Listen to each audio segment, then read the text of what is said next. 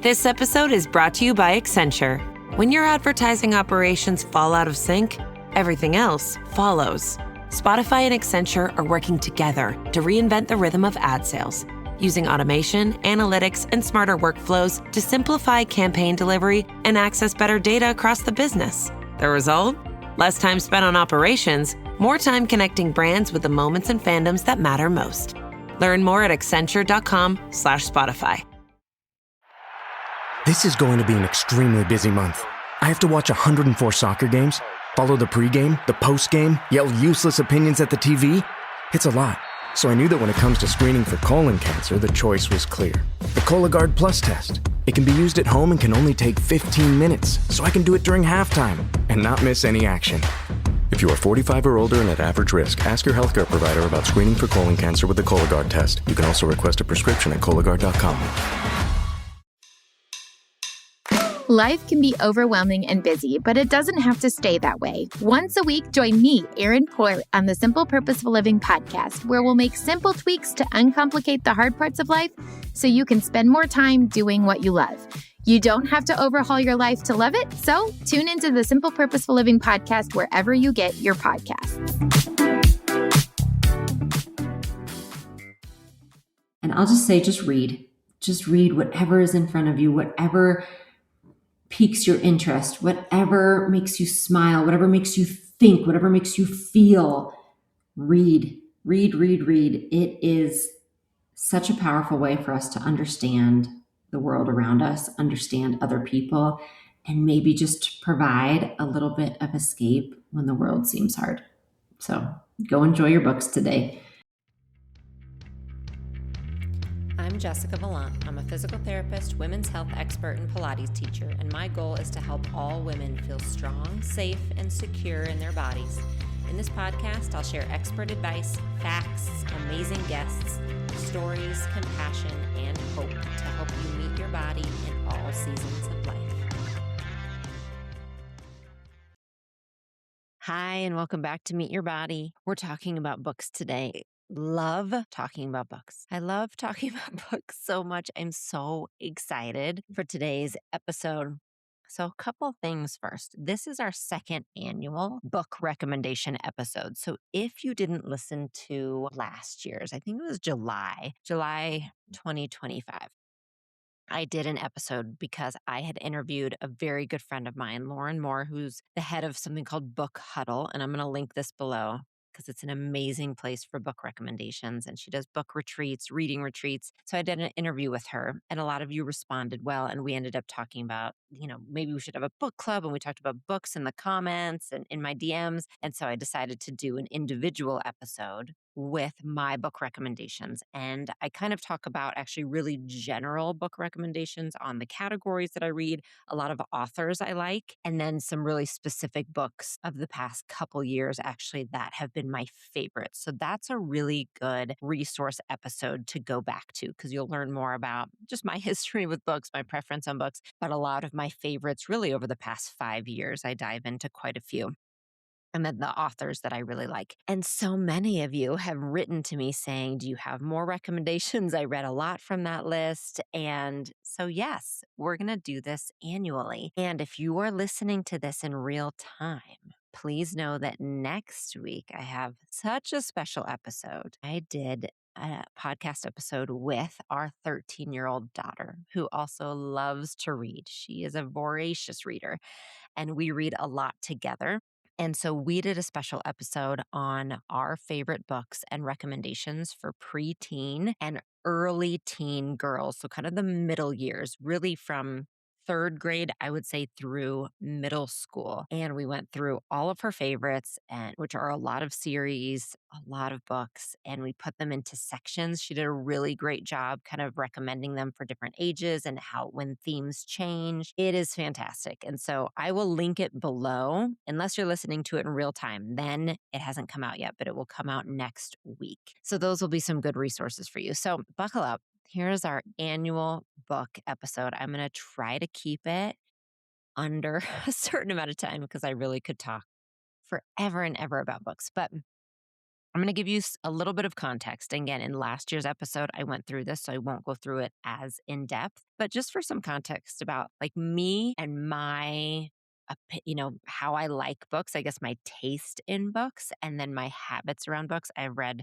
my entire life. And I have to say it probably started with my parents because they are big readers. So we always had books around the house. I always saw my parents reading. And I've just always loved, loved, loved to read. I like to write quite a bit. English was always my favorite subject in school. So books have always been a really, really, really important part of my life. And when we had kids, we really intentionally wanted to instill that value into our kids as well. My husband and I, we have read to them.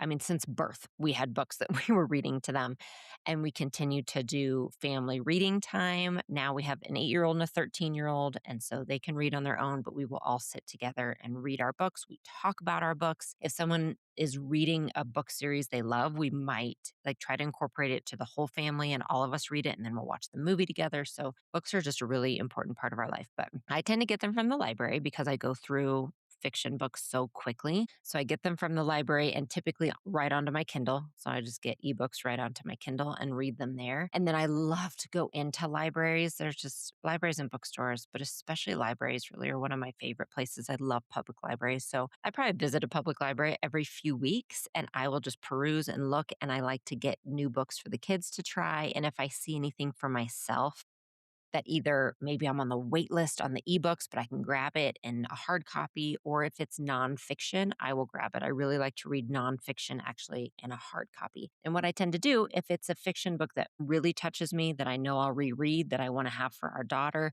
I will buy the hard copy after that. But I tend to read on my Kindle.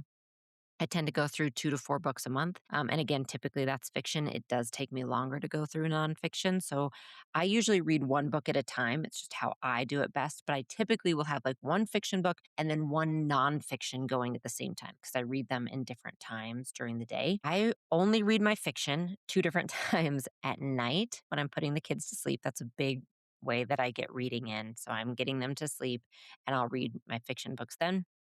And then when I'm on the treadmill, I'm doing my walking on the treadmill, which I'm doing a lot right now, recovering from a back injury. So I read my fiction books then. That's what I do. I don't do a lot of audiobooks. That's just personally. I know a lot of people love audiobooks. I tend to listen to podcasts from an audio perspective, and I like to read my books. And I think that covers it. So let me tell you, though, what I don't read. This is important to know because there are a lot of amazing books in these categories, but you won't hear me talk about them because I just don't necessarily read them. One is historical fiction, and I am sorry because I know many of you love historical fiction, and I think there are some beautiful, like epic books in the historical fiction genre. It just is hard for me from an emotional perspective. I am a sponge when it comes to watching things and reading things, and it will sit on my subconscious. It will sit in my brain. It will sit in my heart. And so I have to actually just be a little bit careful of that. And historical fiction can be a part of that. So I like to learn quite a bit, but historical fiction can be hard for me in that way. So I don't usually do really big, epic historical fiction books. So that's one thing to keep in mind. Even though what's interesting is my favorite book of all time is Little Women by Louisa May Alcott. And I wouldn't call that historical fiction, but it definitely has that aspect to it. So that's an interesting fact. Another thing is anything that involves kids, that is anything hard for the kids. And we are talking kidnap, we are talking true crime-ish things. Anything like that that involves kids is a hard no. A hard pass. I have stopped a book mid-sentence if it seems like it is going that route. That's something that if if it's about parents, that something happens to the kids, that is irreparable. If it's something about the kids that happens to them, that's a hard no for me ever since I had kids of my own. So that won't be here. So if I ask you for recommendations and that's ever in them, I won't read it. I'm just telling you right now, I can't do it. And then true crime, I mentioned that. I'm just not a true crime person. There's enough going on in my brain and enough in the world to me as a whole. I don't need to also put true crime into it. So yeah, so those are kind of the categories that I will stay away from. otherwise, I tend to put things like these are the categories that I really respond to in fiction that I really like. So I have a category of magic and fantasy mysteries. All right. Then I have fantasy slash romantasy. I do not like traditional romance novels. I should have put that on what I don't read. I don't read traditional romance. But this whole genre of romantasy and fantasy romance, I'm all about the fantasy part. Like, I love the dragons and the magic and all of that that's out there right now. So that's a big category. And then they happen to have a lot of romance in them. So I will read those. Domestic thrillers is a category they call it. And that's kind of the, neighbors next door that has a mystery going on with them, that neighborhood kind of mystery thing. They call that domestic thrillers. So I like those and I tend to lean towards those. And then I call this category rom-com. And I talk about this in my previous episode, but that's more like there is a little bit of a serious relationship component to it. It's deeper characters. So character building and some friendships in it. And then there's comedy in it. It's kind of very real life. And these are authors such as Abby Jimenez and Allie Hazelwood and Emily Henry. So that's kind of the category I consider there. And those are my main categories that I'll get into. I also like sci-fi to a point, depending. But for example, Andy Weir and his books, so The Martian, Project Hail Mary, I adore those books, and I read them years ago. So I do like sci-fi as well, depending on the book it is. Okay, so let's jump into my book recommendations really over the past year. And then I'm also going to end with some of my favorite books kind of all time, or at least over the last 10 years that I highly recommend if you haven't gotten to them. Okay, so here we go. I am going to start with the things I reread this year because I was reading them with our daughter. So I reread the entire Hunger Games series, the entire Divergent series, the entire Twilight series, and the entire Red Queen series. I reread all of those with her. So we do a tandem read. I will talk about that next week and how we do that together. It's important to me as a mom to do that so I know the themes she's reading about. I can answer questions as they come up. I can kind of pause with her and say, hey, have you gotten to this chapter? When you do, take a pause. We're going to talk about that theme before you get into it. So I reread all of those. I have a few favorites, but The Hunger Games, I just think for what it is unbeatable. I mean, The Hunger Games is fantastic. When it came out, it was kind of the first in that dystopian kind of area with a strong girl character, lots of great side characters built in, some political intrigue, really introducing people to this idea of an oppressed society and oppressed people and how there was a rebellion around that, but from a place of kind of, again, fantasy, dystopian fiction place. So Hunger Games, we reread that together and then we started watching the movies together. So I thought I'd throw it out there. I reread all those. So now into the new fiction books this year that I read that I liked. These next ones are all fiction, and they do all kind of fall into one of those categories that I mentioned at the beginning. And they go in no particular order, but like I said, I'm just going to end with my few favorites, my top three. I think I have a top three or top four of the year for myself. All right. So one is, and these aren't my top ones, but these are like my top list, right? So it's called These Summer Storms by Sarah MacLean.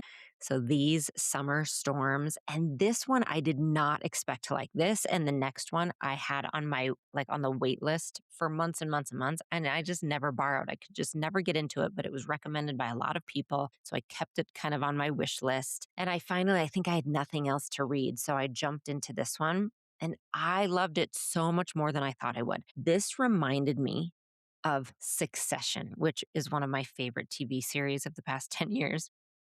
So it reminded me of that, but with more likable characters and a little more romance. Like it had a little more heartwarming to it. But it is about this family, very, very, very wealthy family. And the patriarch of the family passes away.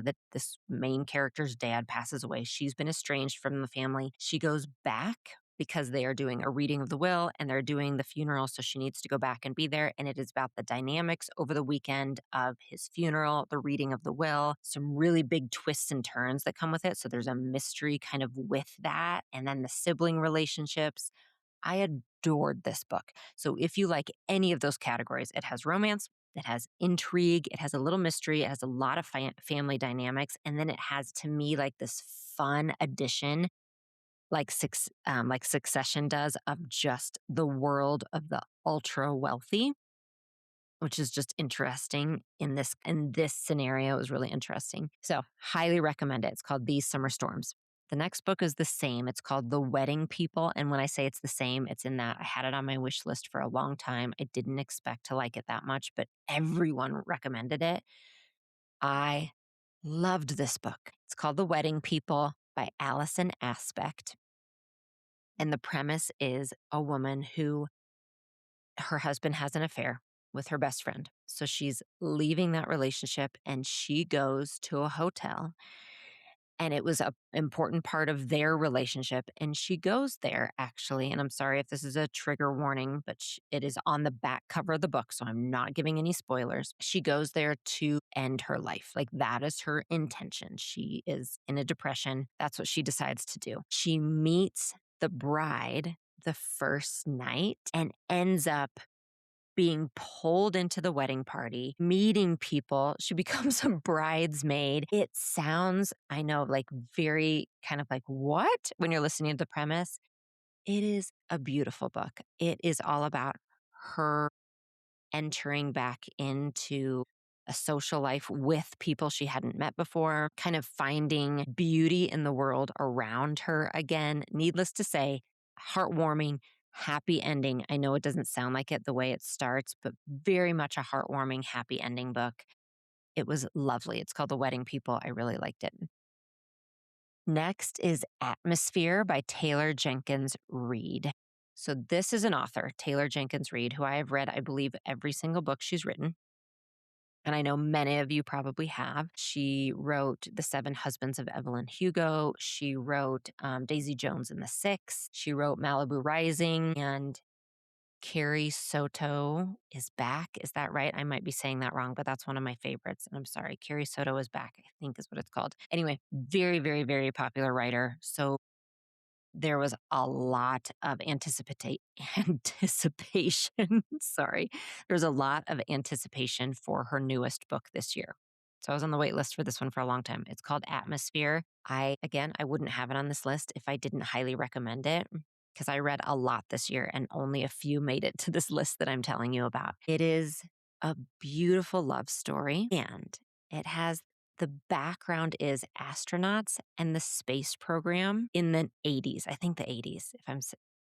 I might be wrong. It could be early 90s, but I think it's the 80s. But anyway, NASA and the space program is the background for this beautiful, unexpected love story. I bawled the last chapter. I think most people do. I think most people cried. I'm about to cry thinking about it, actually. I'm going to go back and reread it. It is really lovely. There is some mom-daughter relationships written into it and feelings around that. Again, love story and unanticipated. You wouldn't expect it if you didn't know going into it, and you will absolutely be the biggest cheerleader for these characters. Highly, highly, highly recommend it. Atmosphere by Taylor Jenkins Reid.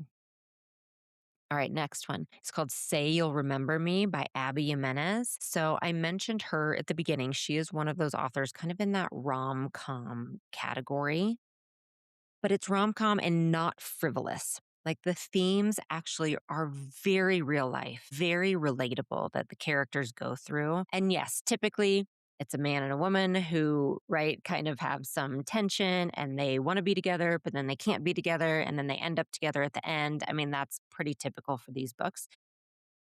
But it's really the themes in the middle to me that make the book. And this one specifically really touched a lot for me as someone who's been through caretaking for a loved one going through dementia.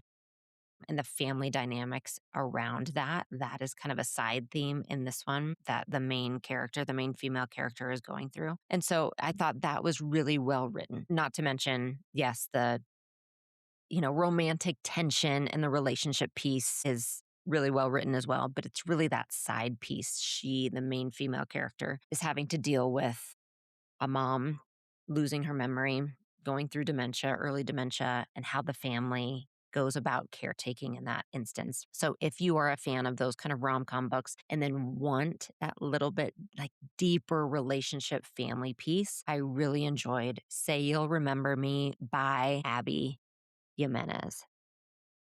All right, the next ones, and I'm going to skip these because actually I read 3 by the same author, and one of them is in my top 4 books of the whole year. So I don't want to give it away yet. So I'm going to come back to hers. But I'm going to list now 5 that I read that were a continuation of series that I mentioned last year. So I tend to get into series, especially in that new huge romantasy category that I'm talking about. And these books are raking in millions and millions of dollars like over the past few years. And it really started, one of the biggest ones that started them was the ACOTAR series, A Court of Thrones and Roses. And that was probably kind of my introduction to them as well. They just tend to be, and I've always loved fantasy actually. So Lord of the Rings is one of my favorite book series of all time. I adore Lord of the Rings. I adore the books. I've seen the movies countless times. So I like that genre. And what I have found over the past few years, there is something about this category that allows me to step away from the hard things of reality right now and get into a fiction place that just feels, I guess, magical for no other lack of a better term. And it's not all hopeful. I mean, there's a lot of war, there's a lot of political intrigue, there's manipulation, there's relationships, people die. I am not saying these are peaceful books, but somehow, because it's like a fantasy land with dragons and magic, it feels like a step away from reality. Like I can actually step away from reality into those places, but not get dragged into more of it, which is what I think more real life fiction would do right now for my psyche. So these just feel like fun. It's a way to jump into something that just feels, kind of fun and like dark in a good way without being too close to real life. That is how I feel about these romantasy books. So there were 5 series that I enjoy that came out with sequels this year. So I'm going to tell you the series and the sequels that I read. So one is, and I mentioned this last year, some of my favorite books and a really unexpected find, again, from my friend Lauren at Book Huddle, but it's the Tainted Cup series by Robert Jackson Bennett. Now, this one is different in that there really isn't the romance piece so much. It is like Sherlock Holmes. So it's more the mystery part. Like it really gets into very, very complicated and convoluted and fascinating mysteries, each one of the separate books. So the characters carry forward, but they can each be read as an individual book also because it really starts as a mystery and it completes that mystery within that book. Versus some of these series, I mean, they end with a cliffhanger and you need the next one to even know what's going on. These are called the Tainted Cup series by Robert Jackson Bennett, and really think Sherlock Holmes, but in this crazy fantasy world like nothing I've read before. I mean, it is very detailed. It is an entire world building. So if you like Sherlock Holmes, like that kind of mystery with lots of puzzles and like intrigue and those kind of things, and people not being who they seem to be. But then also with it, you're in this complete fantasy world that you couldn't have come up with on your own. These books are for you. So I read the second one in the series. I did like the first one more, which I expected to because I adore the first one, but the second one is wonderful too. So that's one series. The next one, completely different, is the Bride series by Ali Hazelwood. Now, just hear me out, okay? Bride was the first one written quite a few years ago, and I've been waiting for the second one.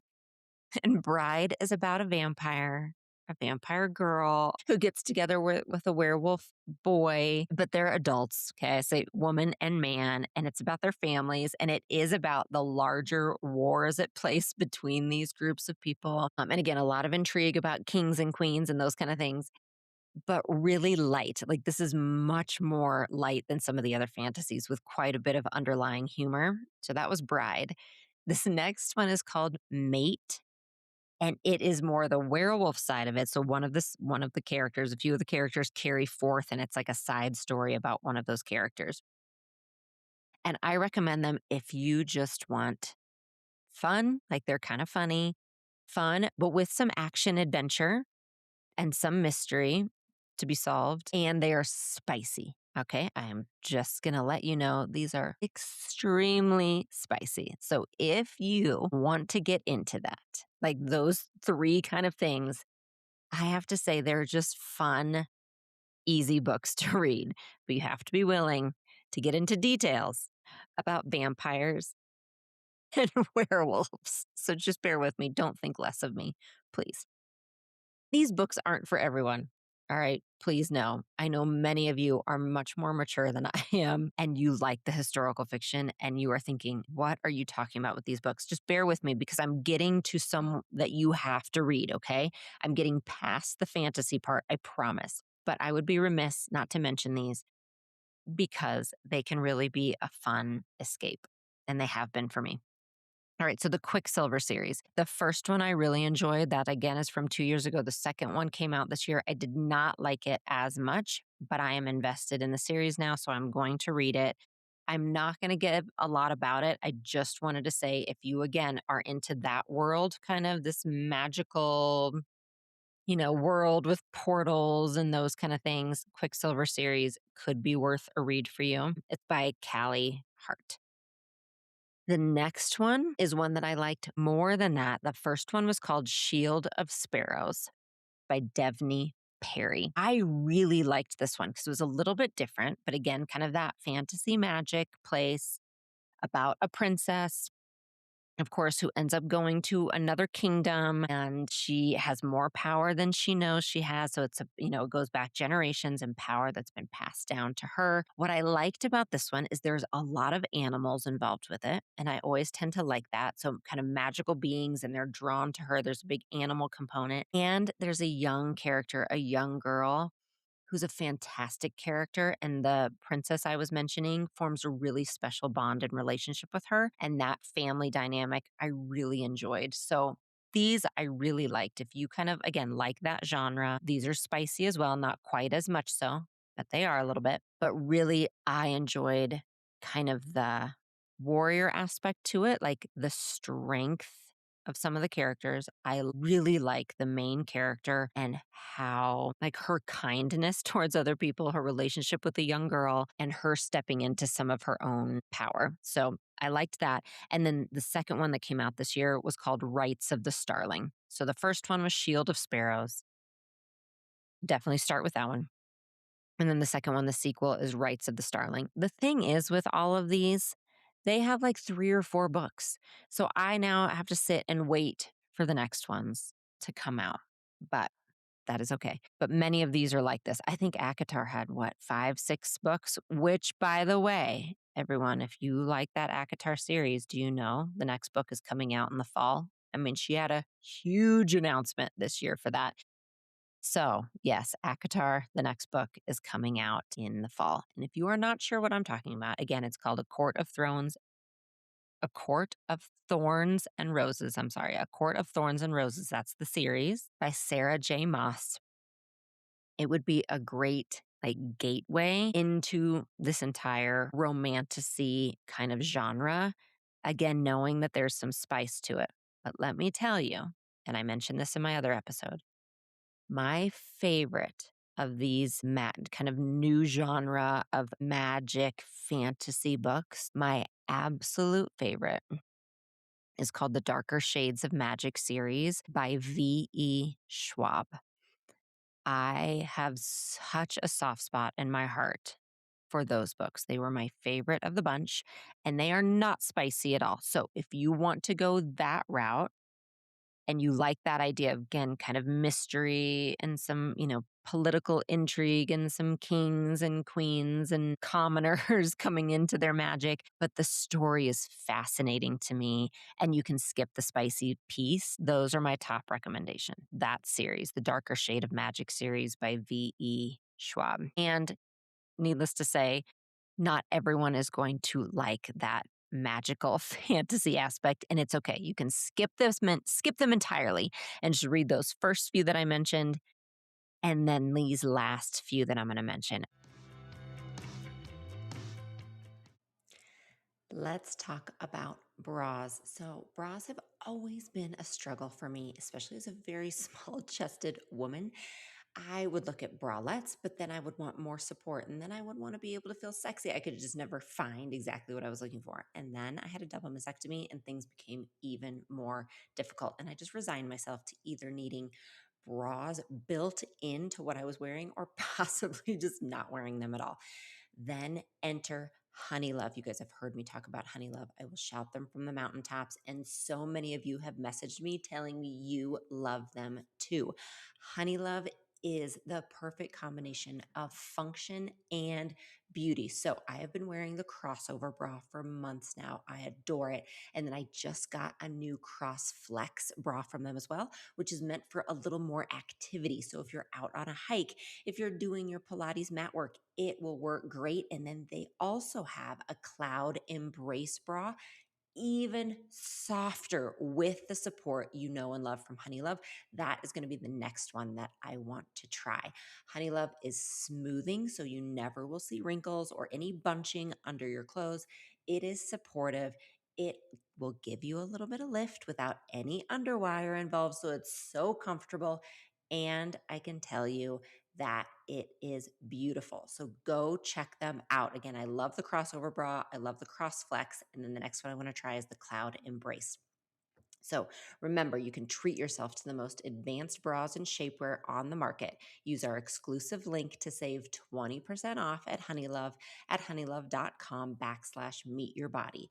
That's honeylove.com/meetyourbody. After you check out, they'll ask where you heard about them. Please support our show and tell them that we sent you. Experience the new standard in comfort and support with Honeylove. Okay, so are you ready for my top books? Top 4 books. Spells for Forgetting by Adrienne Young. I don't know how I came across this book. It's actually probably from Lauren at Book Cuddle as well. It is a beautiful book. So this is the one I was telling you that I have 2 others now because I fell in love with this book. So I read 2 others by her. I read A Sea of Unspoken Things and also The Unmaking of June Farrow, which are both really good. But Spells for Forgetting, my top favorite of those by far. But each of them is based in a different place. And she really does a great job of building that world. But these are real life places. So these aren't fantasy whatsoever, but each of them has a little aspect of magic to it. That's the best way I can explain. And think more like families and very strong female characters. So each of the main characters are female and they have strong female characters around them many times in their family. So they go back generations. And in each of the books, there is this line of either magic in the family or something like that the other townspeople don't understand, but they know that the family carries like an understanding of things, or the land that they tend is better than anyone else's land, like that kind of thing. Just this underline, it's not in your face, but it's very much there throughout, like this line of magic or ability. But it is about the characters and, again, really strong building of kind of the world they're in, small towns on rugged land. And then this one has a great mystery with it, like a really, I was, it was a page turner for me. I could not anticipate what was coming, and I usually can. And so this one I wasn't sure. And then there's a love story, of course, interwoven with it. I just highly recommend it. It's called Spells for Forgetting by Adrienne Young. All right, next one. And I'm trying to think if I can order these for you. These next three, by far, my top three of the past year. All right, I will just start with Frozen River by Ariel Lawhon.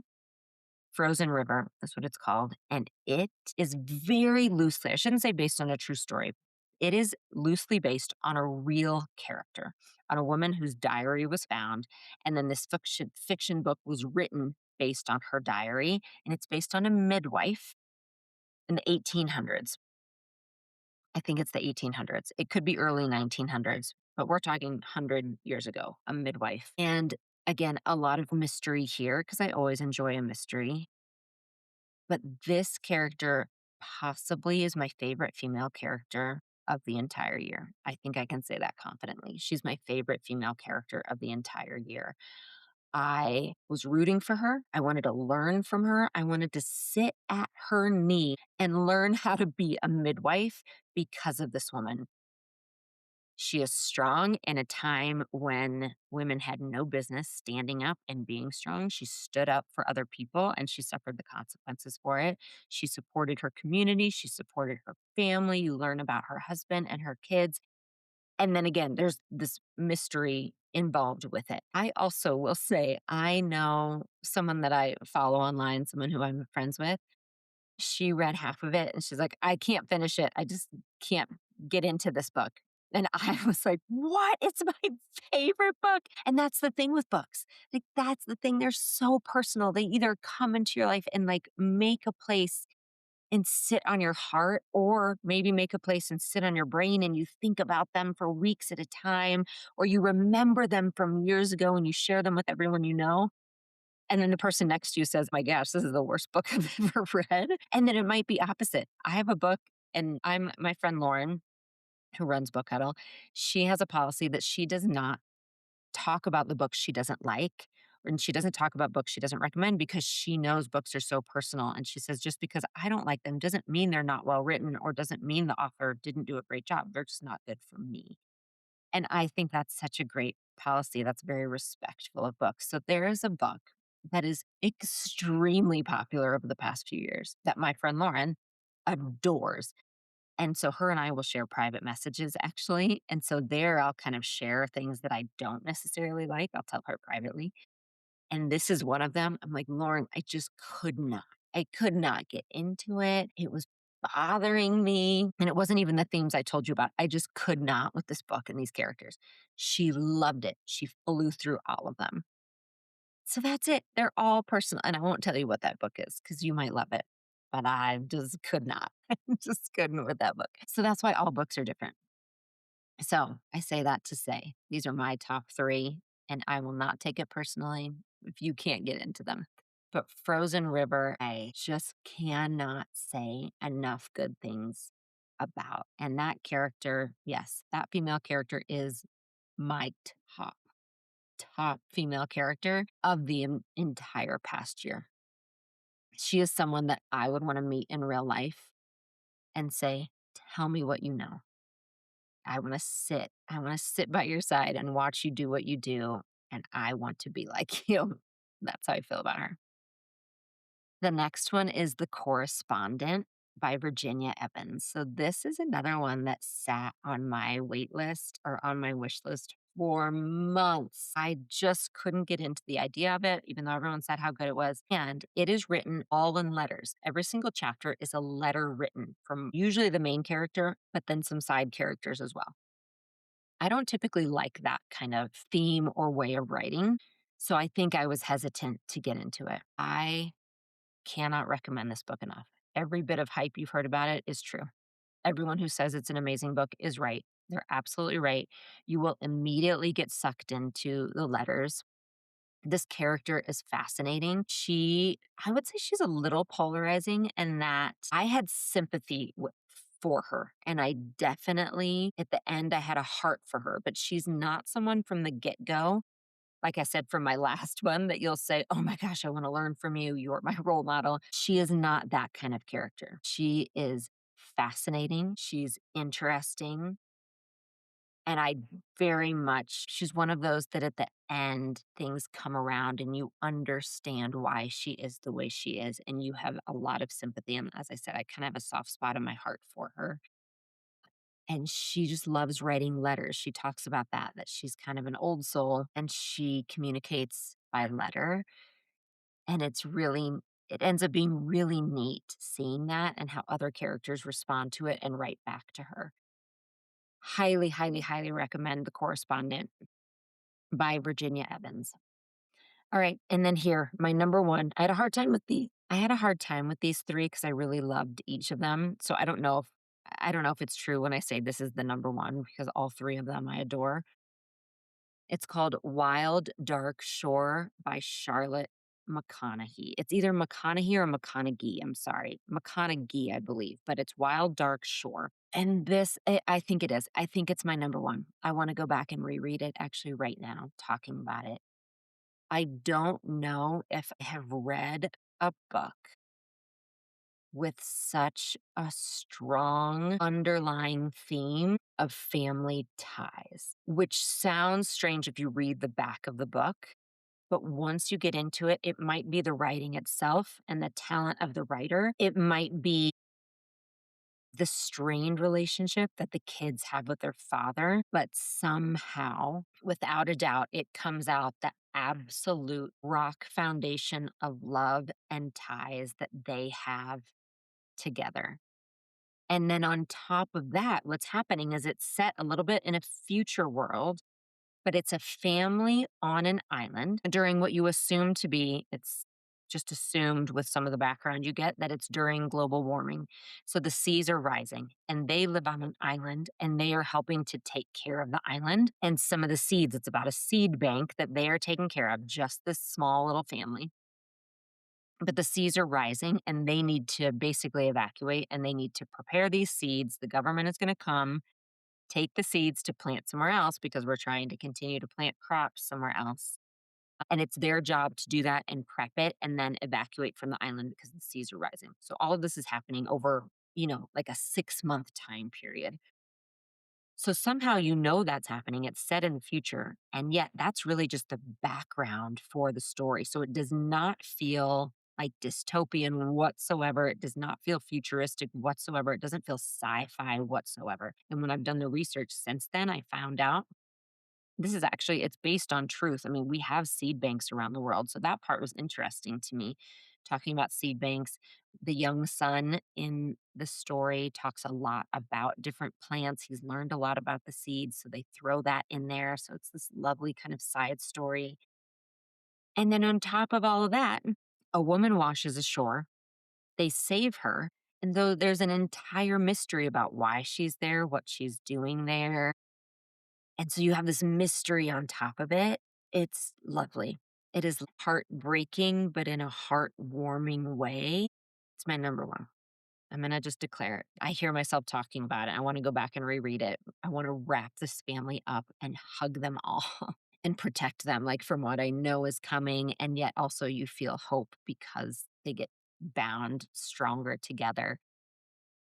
Wild Dark Shore by Charlotte McConaughey. Thank you for writing this book. It's a beautiful book. All right, so those are my fiction recommendations.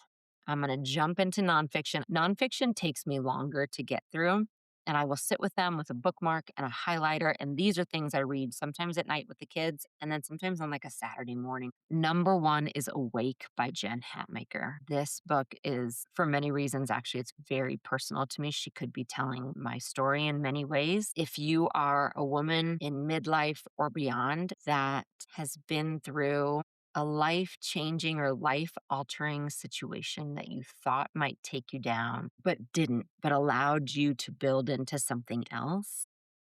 If you've had to break past of some of the ways that you were raised that didn't serve you, this book will lift you up. It's beautifully written, Awake by Jen Hatmaker.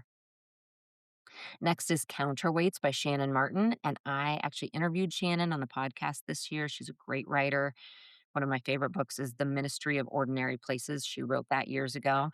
And Counterweights is a really good book to read if you are feeling weighed down by the world right now. just by hardships in the world, the news, what feels like the hate in the world right now, if you are weighed down by that or how you can make a difference in the world, Counterweights is going to be your guidebook during that time by Shannon Martin.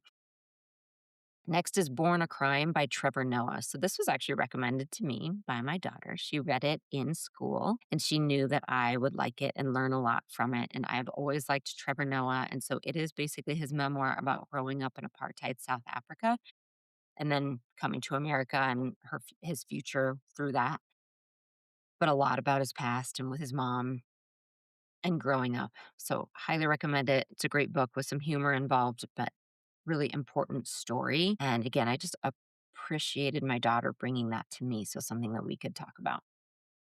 And the last one here is going to be probably not necessarily for everyone. Again, I've said this about every book, but this is called All My Knotted Up Life by Beth Moore. And I say that it might not be for everyone because if you don't know who Beth Moore is or if she's not a fixture in your life, this might be one that doesn't have an effect on you like it has for me. But Beth Moore has been one of my biggest teachers throughout my life, starting in college. And I actually did a few of her Bible studies at that time in my life. And what I found through a lot of transition in my own life, a lot of hardship, a lot of tension with the church and a whole story around that that had a big, big, big effect on my life. Beth Moore was a woman who I have always looked up to. Her words have always stayed with me. They've been like a guiding light for me. And this is her autobiography. And it was really powerful. I could hear her voice saying it because I've listened to so many of her audiobooks. So I could hear her voice as I was reading it. And this was another one I just bawled my eyes out through the last chapter. So if you know who Beth Moore is, if she has meant something to you, I highly recommend her autobiography called All My Knotted Up Life. And those are my books. Those are my books for the past year. Oh, I promised you guys, actually, I'm going to go back. I promised you recommendations really over the past, like this could be 5 years, I would say. Like the past 5 years, the best books I've read. I've talked about a few of these on that previous episode, but I'm going to put them here for you. Okay, and I told you Little Women, my favorite book of all time. I would say Lord of the Rings is up there with some of my favorite books of all time.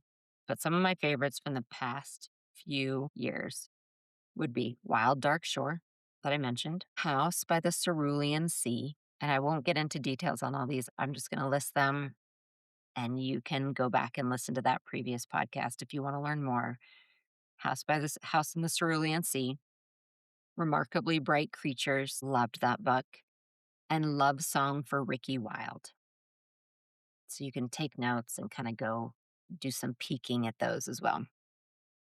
But that is my annual book recommendation episode. I will have links below. I'm going to link Lauren since I mentioned her because she's always one for me for book recommendations. So I'm going to link her and her Book Huddle account. I will link that episode from last year so you can go back and listen to that for more recommendations. And then once it's live, I'm going to link the episode with my daughter so you can get some recommendations for kind of early teen, preteen years for girls as well. And I'll just say, just read whatever is in front of you, whatever piques your interest, whatever makes you smile, whatever makes you think, whatever makes you feel. Read. It is such a powerful way for us to understand the world around us, understand other people, and maybe just provide a little bit of escape when the world seems hard. So go enjoy your books today, and I'll talk to you soon. Thanks so much for listening today. I would love it if you could take a moment to subscribe, rate, and review this podcast. It means a lot to us and it helps our content get out to more women who need it. You can find more of my resources at my website, jessicavalant.com, or find me on YouTube at Jessica Valant and Instagram at Jessica S. Valant.